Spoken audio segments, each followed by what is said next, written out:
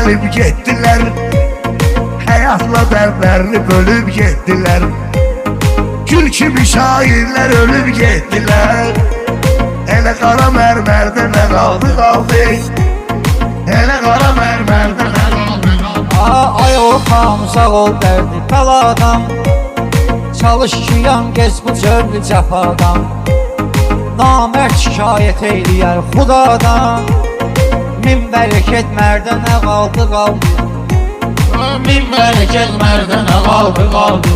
Her gün üzülmek olmuyor kardeşim, hayatı bilmek olmuyor kardeşim, ölenden ölmek olmuyor kardeşim.